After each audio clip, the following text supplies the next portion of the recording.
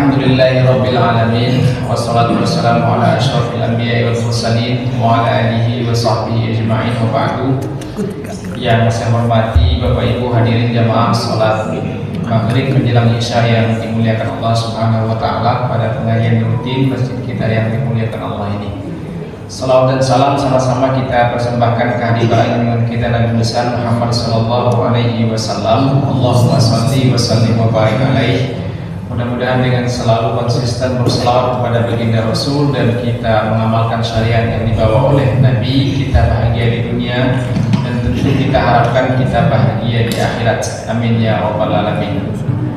Bapak Ibu yang saya hormati, saya mau buka satu fikih kajian seputar keterlambatan orang dalam sholat. Tadi saya sampai masjid, imam sudah pada fase rakaat yang kedua. Saya masuk, parkir, imam baca ayat pada rakaat yang kedua, tapi sudah baca surah. Lantas kemudian saya datang, ada juga yang datang, ada yang lari-lari, ada yang bergegas masuk, tapi saya kelihatan santai-santai saja. Tapi tidak memperlama-lama diri, saya masuk buka pintu langsung mengikuti gerakan si imam. Bapak Ibu, ada ketentuan orang yang lambat dalam melaksanakan sholat dalam kategori tertinggal. Kapan seseorang itu tertinggal lantas kemudian rakaat itu wajib dia ganti? Di mana limit batasnya?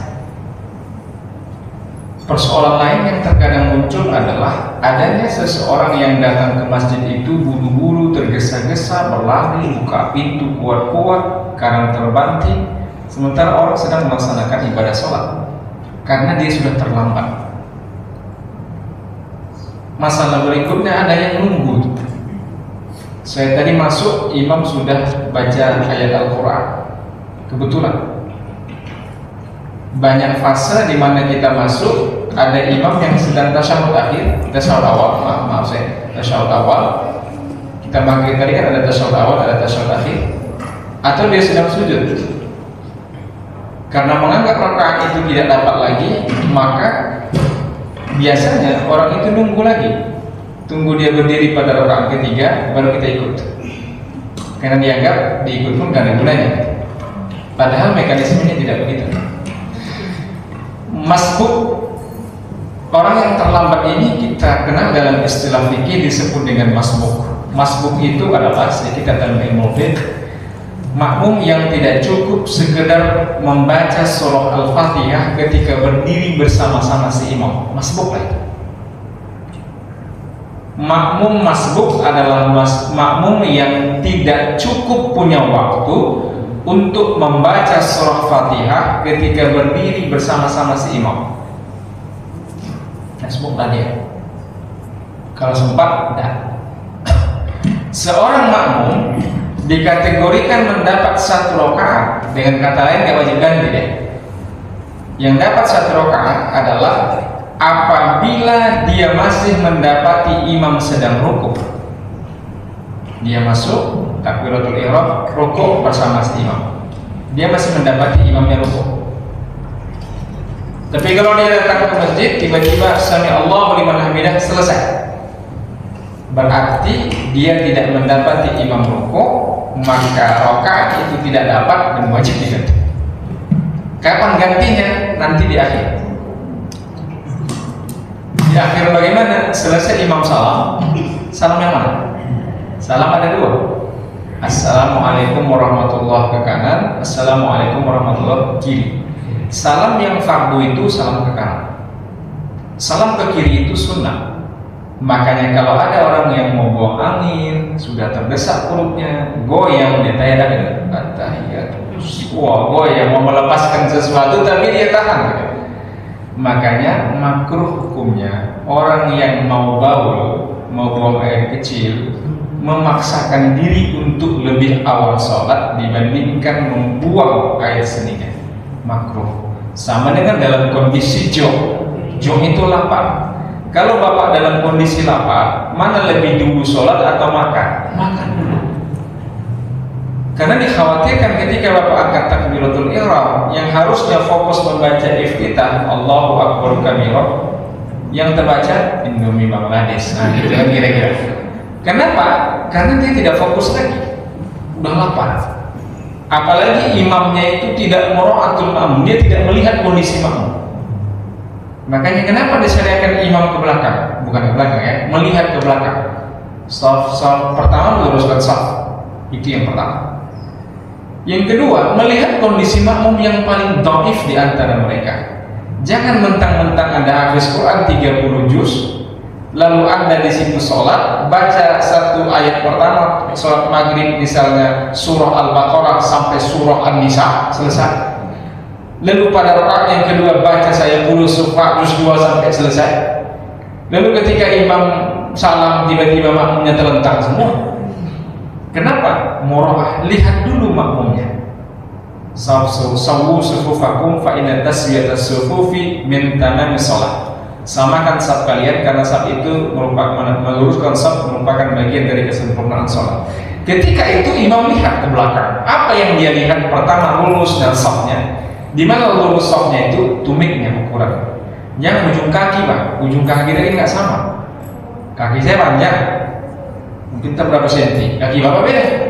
Kalau ukurannya ujung kaki, habislah bijik begini macam ular yang dipukul itu softnya. Jadi tumit belakang ukuran softnya untuk menyamakan soft. Kalau ke depan biarlah, ke depan biasanya kan menyesuaikan, tapi tumit belakang. Makanya dibuat ini. Kenapa ini ada?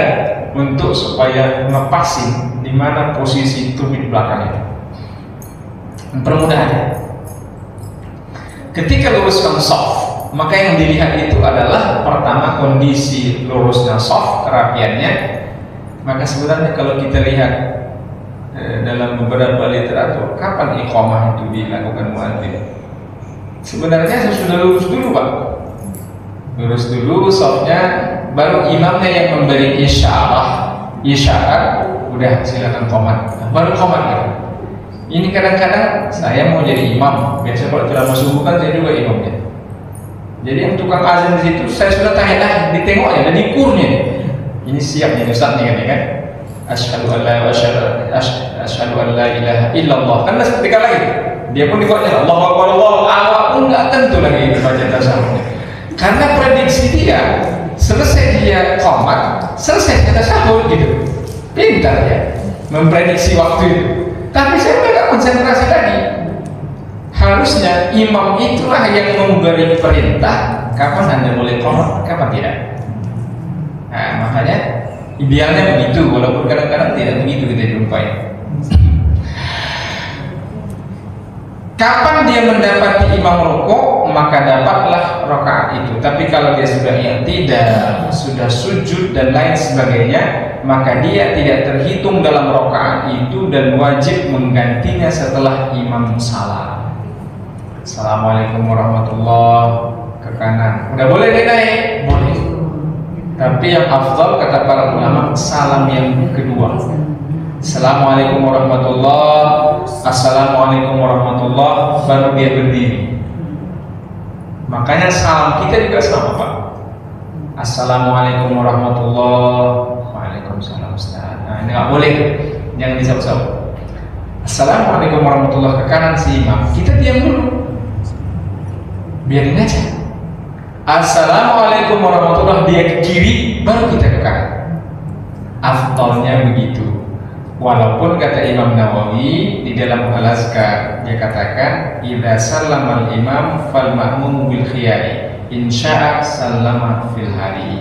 Kalau salam imam, makmum diberikan opsi pilihan. Kalau mau dia salam saat itu juga. Jadi assalamualaikum warahmatullahi, assalamualaikum warahmatullahi, boleh.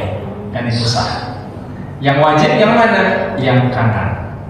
Kalau udah kebelet tadi, innaka hamidum majid, salam assalamualaikum warahmatullahi, kentut dia, sah salamnya.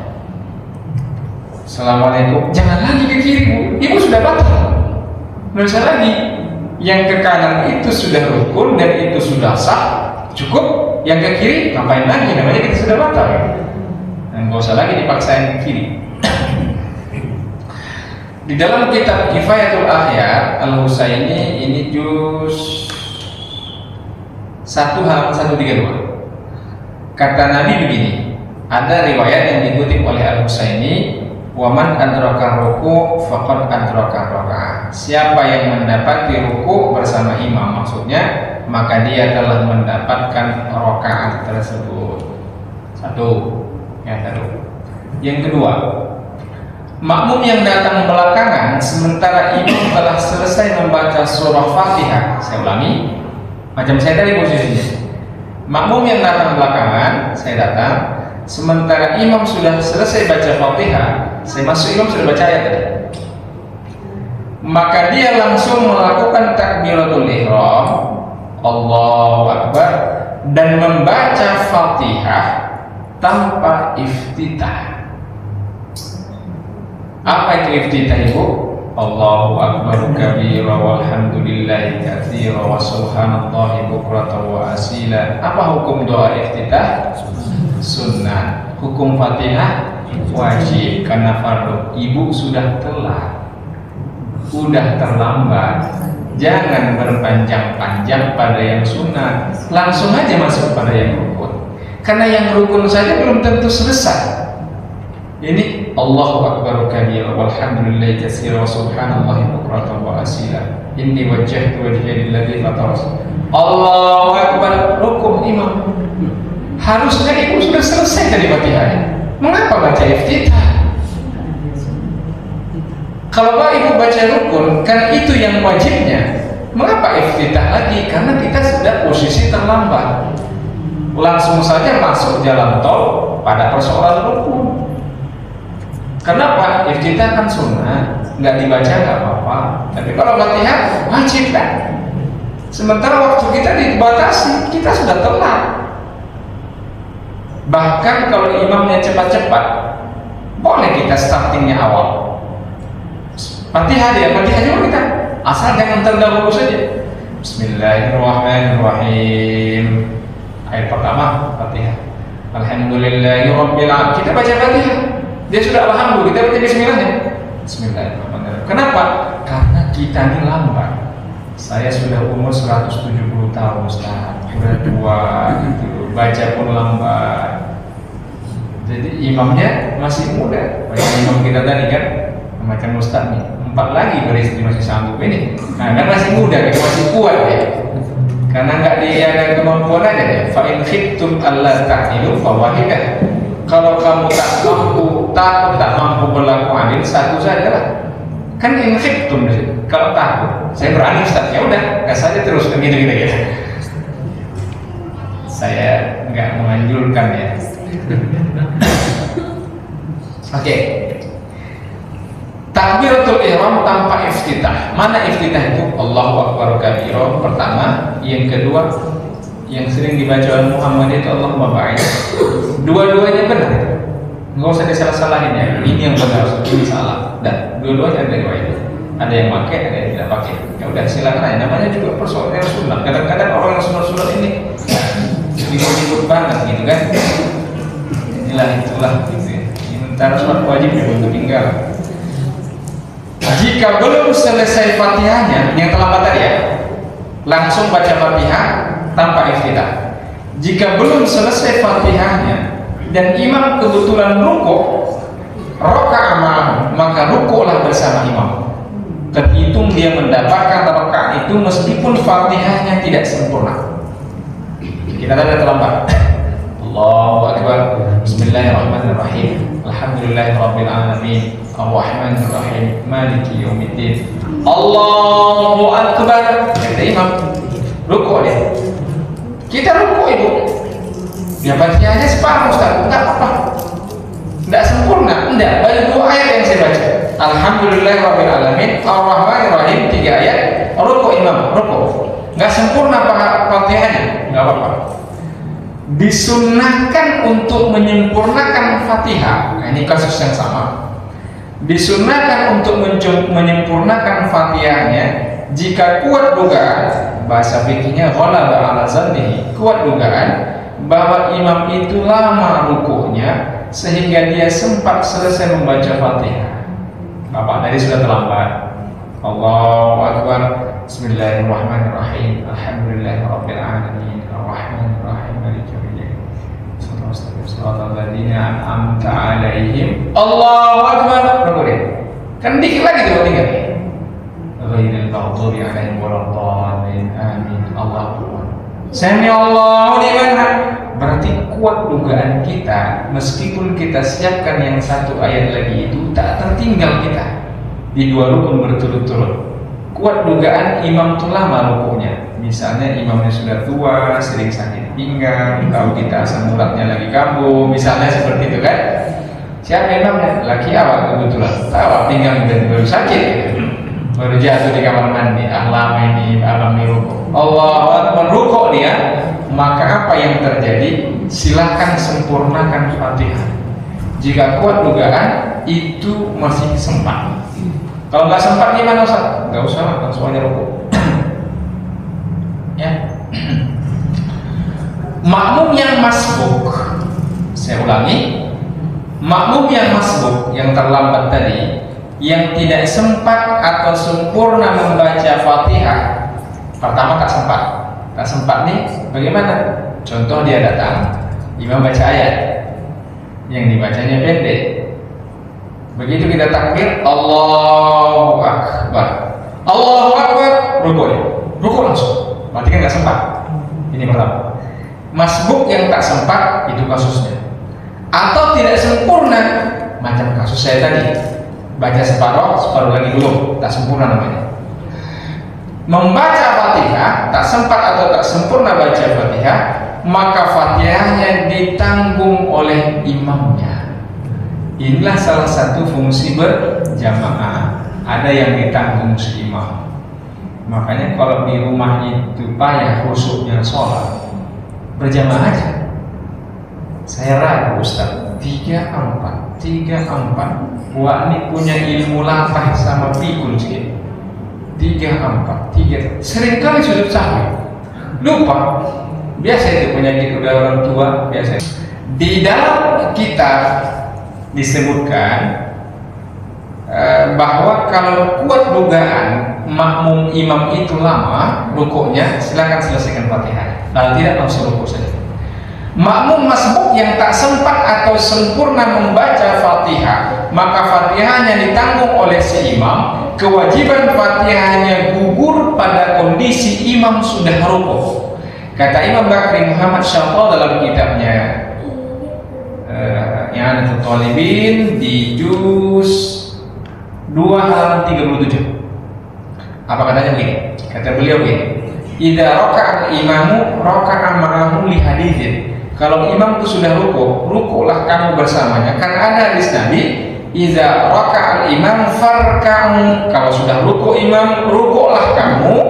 Ini kan sirah amar nih. Fatasqutu anhul Fatihah. Maka gugurlah daripada makmum itu Fatihah, au baqiyataha, atau sisa Fatihah. Kal masbuk, sebagaimana orang masbuk. Jadi kalau kita terlambat masbuk, bisa gugur Fatihah? Bisa, kalau kondisinya tak sempat lagi membaca. Makanya itulah salah satu nilai plus sholat berjamaah. Jadi gimana Ustaz? Ya gitulah. Makanya enaknya juga berjamaah itu. Makmum yang datang terlambat, yang masbuk tadi, langsung mengikut keadaan saat imam sholat imam dengan lebih dahulu melakukan takbiratul ihram. Dalilnya apa? Idza ata ahadakumus shalah wal imamu ala halin falyasna kama yasna'il imam. Jadi kalau kamu mendatangi sholat, kamu lihat kondisi imam pada kondisi tertentu, maka jangan tunggu sebenarnya, ikut saja. Meskipun rakaat itu tidak terbilang, tidak dihitung, meskipun tidak dihitung. Contoh, saya masuk rakaat kedua tadi, misalnya rakaat kedua, imam sudah tidak, sami Allahu liman hamidah. Hukumnya bagaimana? Kita takbiratul ihram dulu. Allah, kan itu rukun. Allahu Akbar. Imam sujud, ya udah sujud aja langsung. Allahu Akbar.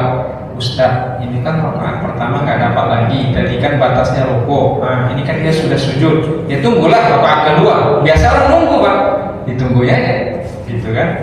Betul dia menunggu, udah berdiri kawan tuh Fatihah baru dia takbir. Ternyata ini tidak benar. Yang benar adalah ikut posisi si imam. Jadi kalau yang nunggu tadi batal sholatnya, nggak batal juga. Tapi kaifiahnya berkata Nabi tidak seperti itu. Ikut posisinya. Man wajadani qa'iman, kata Rasul, siapa yang mendapati aku sedang berdiri, aurakian, atau aku sedang dalam kondisi ruku, au sajidan, atau aku sedang sujud, kata Nabi, falyakul, maka hendaklah ia mengikuti posisiku ala halatai lati ana alaiha. Apa yang kubuat itu hendaknya makmum itu mengikut aku juga lah. Jangan ditunggu-tunggunya nanti berdiri pada rakaat yang berikutnya. Di dalam kitab Al-Asmaul Nasair karya Imam As-Suyuti, Bapak Ibu, ada kaidah begini: makana aksaru fi'lan kana aksaru fadlan. Setiap yang banyak kerjanya, banyak juga lah pahalanya. Jadi jangan bayangkan meskipun kita tidak ikut rakaat itu sia-sia. Sujud itu, ini kan diganti juga ya rakaat. Ustaz, ngapain dia ikut kita sujud di situ? Itu keliru. Karena ikut sujud saat itu, meskipun kita ganti rakaat itu, pahala sujud kan dapat, pahala tidak kan dapat, pahala duduk antara dua sujud kan dapat. Jadi makana aksaru fi'lan karena aksaru fadlan. Samalah dengan ke masjid di bawah Taman Sari. Ibu naik mobil atau naik sepeda? Naik mobil Ustaz, lebih besar pahalanya orang naik sepeda. Naik sepeda atau naik jalan kaki? Jalan kaki lebih besar fadilahnya orang yang berjalan kaki menuju masjid dibandingkan dengan orang yang naik sepeda listrik, naik motor, atau naik mobil. Makanya salah satu buku pernah saya baca, kalau kau datang dari satu jalan menuju masjid, maka hendaknya lah pulang dari jalan yang berbeda. Kalau itu jalan datang awak kemari, itu yang lurus nih, pulangnya dari sebelah sini. Nah gitu kira-kira. Tapi jangan juga cari penyakit. Rumah awak di situ, muter awak di sini, pergi ke Setiabudi, Simpang Salaya, muter lagi, sampai rumah kos-kosan mati. Nah itu namanya cari penyakit gitu. Jadi memahami ayat itu, memahami nas itu, jangan juga terlalu kaku. Ustaz, gimana? Kenapa? Di situ ada orang pesta. Nah jadi Bu, menyelip-nyelip ibu tuh dari kursi-kursi orang pesta. Ngapain? Udah dari sini aja. Kalau tak memungkinkan pula kondisinya, ya dari sini aja lah. Gitu. Kenapa begitu Ustaz? Salah satu hikmahnya supaya tempat yang kita lalui itu tidak sama dengan tempat kepulangan kita beribadah. Coba bawa perhatikan. Nanti sholat maghrib tadi kan? Maghrib. Habis maghrib sholat sunat ya? Sholat sunat. Ada yang sholat sunat, ada yang tidak. Sholat sunat biasanya di situ kan? Pindah kan? Pindah. Saya pun nanya dalam hati saya, apa yang kerja ini kok pindah-pindah deh? Minimal geser dikit aja dia. Kenapa? Karena setiap bumi yang kita sujudi ini, nanti di akhirat dia akan bersaksi kepada Allah, ya Allah, aku tempat dia bersujud. Makanya pindah-pindah. Kadang sholat di sini, duha dia pindah sedikit, duha di sini, pindah sedikit, duha di sini. Untuk apa? Supaya rata bumi masjid ini. Dan jangan juga Pak, kaku juga, kayaknya saat ini sok laki-laki rata lah katanya gitu kan. Dicuri yang pulang sok belakang sana, nggak begitu. Karena harinya sudah berbeda gitu. Ya, jangan juga kaku ya, jangan juga kaku seperti tidak rata. Ngapain bapak di situ sendiri, bapak tuh sok ibu di sana belakang. Udah rata depan tuh dengan kening ini katanya deh. Padahal mau nengok janda sebelahnya. Gila kadang-kadang kan. Jadi makanya kenapa pindah? Supaya nanti kening kita ini disaksikan oleh bumi. Ini kan Ustaz nggak bumi, pakai karpet ya, tapi kan di bawahnya kan bumi. Yang kaku juga gitu. Di bawah kan bumi juga. Bumi menyaksikan bahwa kita mensujudkan kita di hadapan Allah. Makanya asar sujud. Asar itu bekas. Apakah bekas sujud itu yang hitam-hitam di sini itu? Tidak Pak. itu bisa kuat itu Pak, punya kening Pak temu hitam berapa Pak? Modal anak seperti gaplek itu bisa begitu. Nah, gampang caranya. Udah ada orang digeser-geserkannya begitu lagi sujud kan, supaya nggak mesti. Memang orang yang sujud itu sering sholat beda nggak dengan orang yang jarang sholat? Beda Pak. Maaf ya Pak. Sehitam legam pekatnya seorang muslim, coba bedakan wajahnya dengan orang yang di pinggir jalan yang memen tua itu. Beda Pak. Kenapa? Ilmiah Pak. Minimal 5 kali kita cuci muka satu hari. Kawan itu 5 hari tak mandi. Beda nggak? Beda Pak muka kita. Hitam waktu memang, tapi minimal 5 kali dia cuci muka. Kapan saya wudu? Minimal berwudu cuci muka. Ya bersih lah wajahnya, meskipun dia hitam, tidak sama. Menyentuh orang yang sholat untuk berjamaah. Nah, ini kasus banyak. Menyentuh orang sholat, banyak yang keliru. Ada orang sholat sendiri, datang dia, saya terlambat tadi ya. Ada orang sholat sini, dia datang, Allah Akbar, ya sentuh, pop sentuhnya. Biasanya melawan kayak kita sentuh itu, enggak kan Pak? Diam aja dia kan. Makanya kalau balas dendam di sini adalah tempat yang paling strategis. Kuatkan sedikit, gibal teruskan gitu kan. Paling begini dia. Jadi menyentuh orang sholat itu saya nggak temukan di kitab-kitab klasik. Yang saya temukan di dalam buku Aqimus Shalah, tapi berbahasa Indonesia. Penulisnya murid Syekh Muhammad Nurul Iman Bu Abdullah Al-Banjari Al-Makki. Itu guru saya juga. Saya pernah belajar di pesantren beliau di Jawa Barat, di Tegalwaru Ciampea.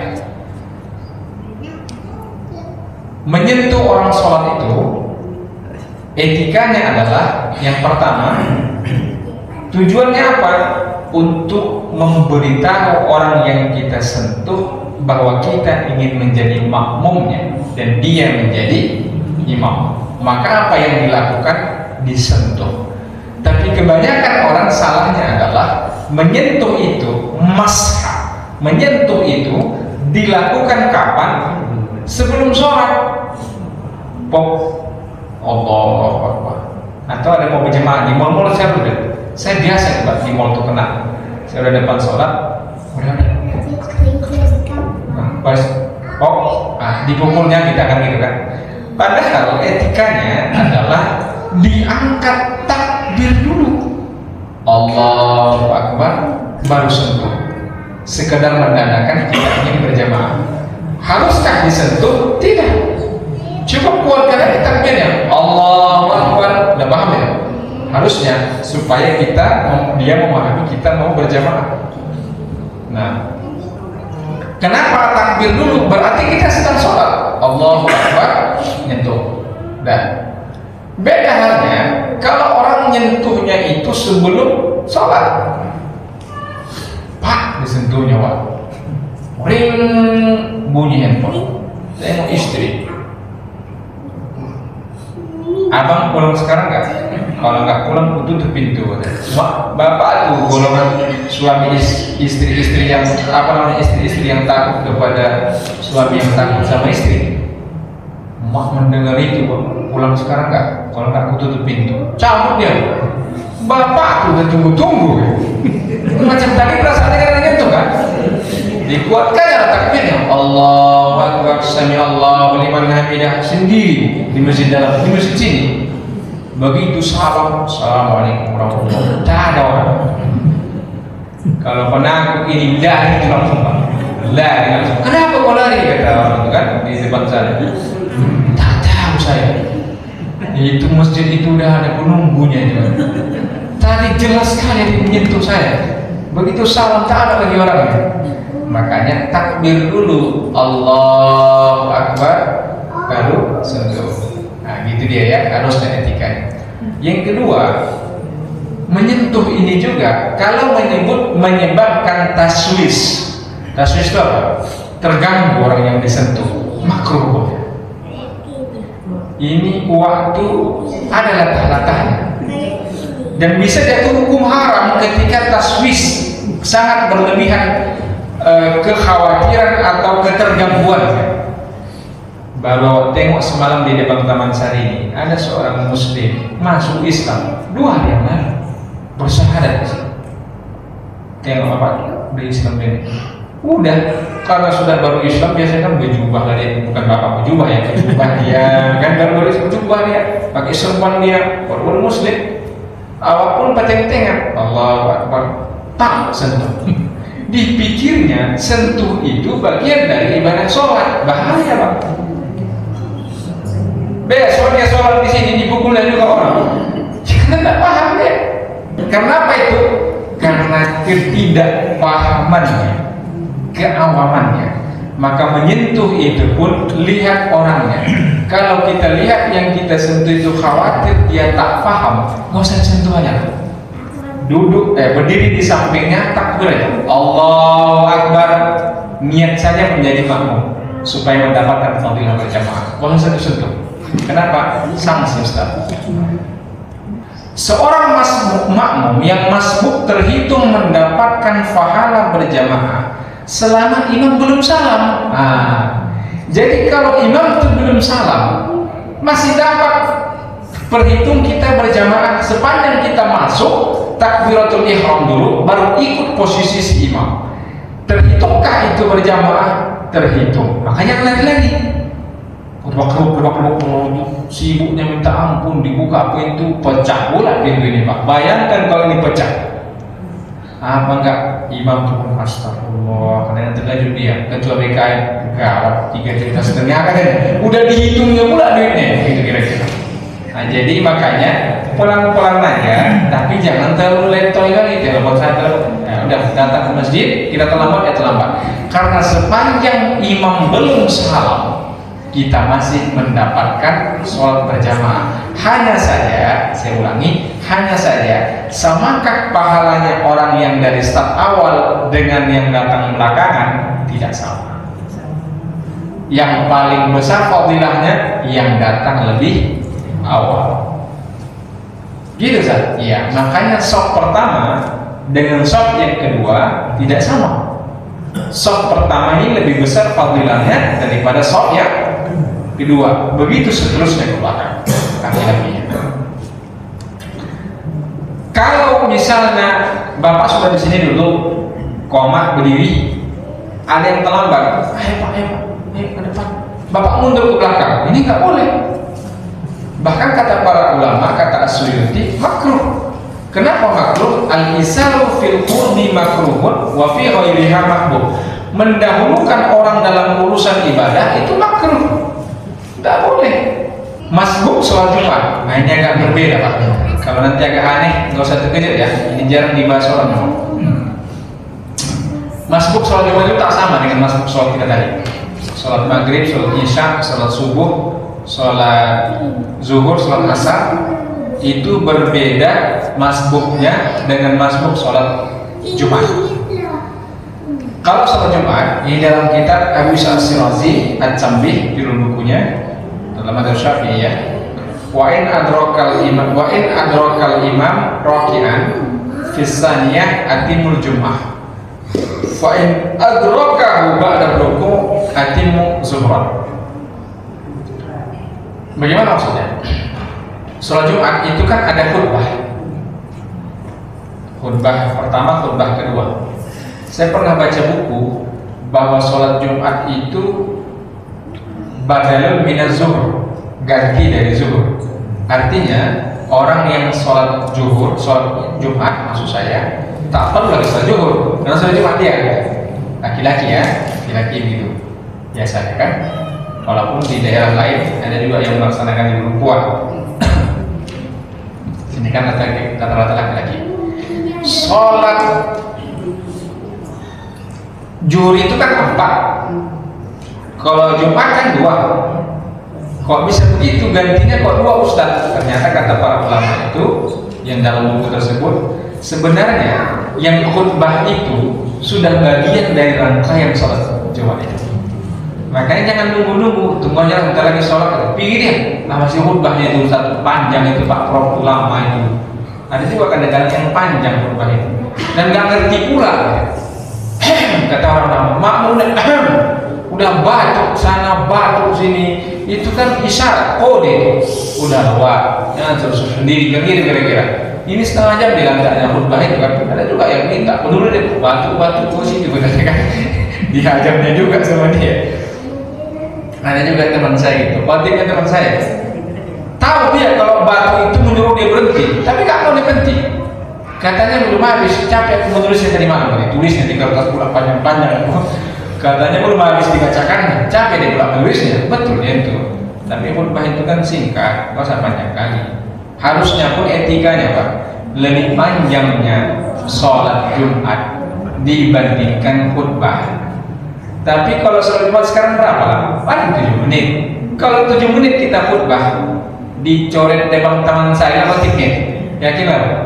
7 menit kawan untuk khutbah, 6 menit. Sholatnya 7 menit. Udah BKM, tuan muka, coret aja itu Ustaz tuh. Disikit kali khutbahnya. Padahal benar kan? Jadi kebutuhan kita kali ini 15 menit kan masih wajar untuk khutbah. Kalau satu rakaat dapat, kapan itu? Kan balasnya rukuk. Rakaat kedua dia masuk, khutbah tak dapat. Khutbah pertama, khutbah kedua tidak dapat. Rakaat pertama tidak dapat. Rakaat kedua sholat masih dapatnya bersama-sama imam berdiri, bersama-sama rukuk. Masuk dia, imam baca ayat. Datang dia, sholli fardhu jum'ati raka'atain ma'mumatan. Allahu akbar. Baca Fatihah langsung kan? Maksudnya kita tadi kan, yang poin kelima, kita langsung doa langsung. Baca Fatihah usai. Alhamdulillah, bismillahirrahmanirrahim. Alhamdulillahirabbil alamin arrahmanir rahim maliki yaumiddin iyyaka na'budu wa iyyaka nasta'in. Allahu akbar. Tadi apa saya bilang? Rukuk atau enggak? Rukuk kan? Rukuk. Belum sempurna Fatihahnya, rukuk saja. Allahu akbar. Berarti rakaat itu dapat enggak? Dapat. Tadi rumusnya kan di rukuk kan? Dapat.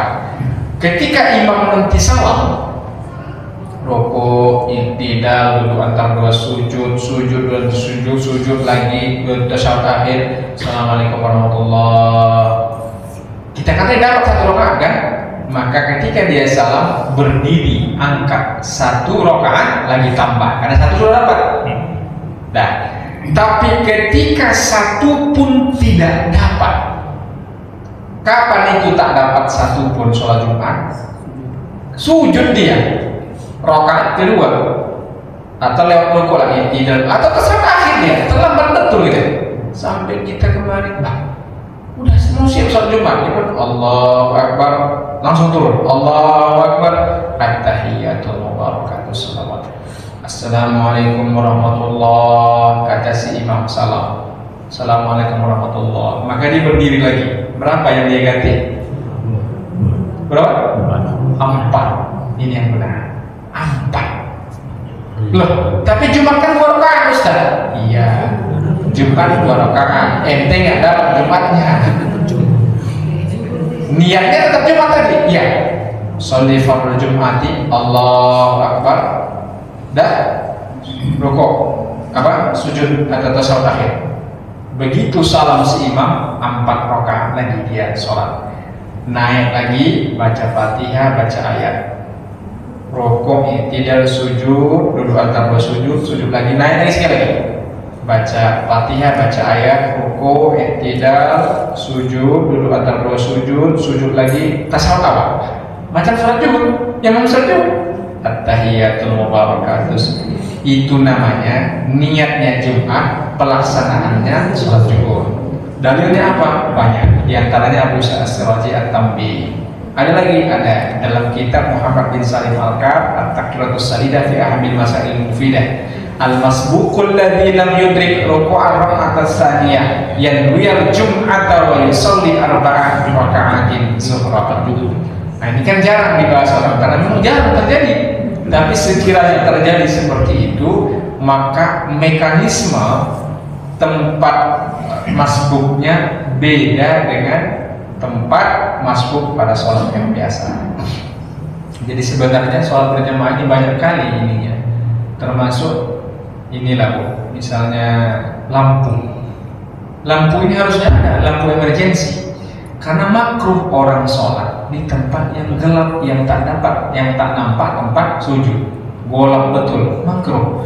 Makanya begitu mati lampu harusnya satu hidup, ada emergency hidup sehingga nampak dia tempat sujud satu. Yang kedua, imam ini kan suaranya lembut. Kebetulan ya masjid kita ini dekat. Kalau macam di Al-Jihad sana masjidnya, saya di sana kajiannya setiap Senin. Mau kajian fikih saya di sana Senin zuhur. Kalau masa Al-Jihad aku lalu di situ, sop perempuannya kan jauh di belakang sana. Kalau sempat di sini imamnya subuh, Allahu Akbar, kan dengar pakai mic. Kapan makmum berjamaah itu sah? Ketika mengetahui berpindahnya si imam. Bagaimana cara pindahnya? Bisa tahu karena mikrofon, bisa karena tahu karena melihat orang yang di depannya. Ruku di depan nampak awak, ruku lawak, gitu kan, berarti udah ruku si imam di sana. Makanya panjang sok sampai ke ujung sana tes pos apa boleh. Panjang masih mengetahui perpindahan gerakan itu. Nah, mati lampu di depan Taman Sari, meledak terapon. Allahu Akbar. Tak dengar lagi ibu belakang sana. Kacau kan? Kacau. Waktu sudah salam di sini, ibu tuh sujud di sana. Ya tak ada komando di mana? Nah kan? Maka itulah positioning Bilal. Positioning Bilal itu di mana? Di belakang si imam. Allahu Akbar. Kata si imam. Ya kan? Ini golak nih, gelap nih kondisi. Allahu Akbar, dikuatkannya suaranya, menyambung bacaan si imam. Kenapa? Supaya yang di belakangnya tahu kalau kita sudah bangkit gitu. Nah, kalau nggak ngerti gimana? Allahu Akbar, Allahu Akbar. Kita juga sih. Salam imam, ibu sujud, hidup lampu, orang sudah doa. Ibu sujud saya di sana. Nah, kayak kacau nggak ya? Kacau. Begitulah ya. Bisa ya. Nah, tadi aku suruh nanya, ibu nggak mau. Silakan ibu mau nanya enggak? Mau nanya enggak? Oh enggak. Ya. Baik Bapak Ibu, demikian yang bisa saya sampaikan. Mohon maaf atas segala kekurangan atas pengajian kita, mudah-mudahan bermanfaat. Baik, wallahu a'lam. Kita doa ya, Ustaz ya. Alhamdulillahirabbil alamin wassalatu wassalamu ala asyrafil anbiya'i wal mursalin wa ala alihi wa ashabihi ajma'in. Allahumma ja'al jam'ana hadza jam'an marhuma wa tafarraqana min ba'dihi tafarruqan ma'suma wa hdina ila siratal mustaqim. Rabbana atina fid dunya hasanah wa fil akhirati hasanah wa qina adzabannar. Alhamdulillahirabbil alamin. Assalamualaikum warahmatullahi wabarakatuh.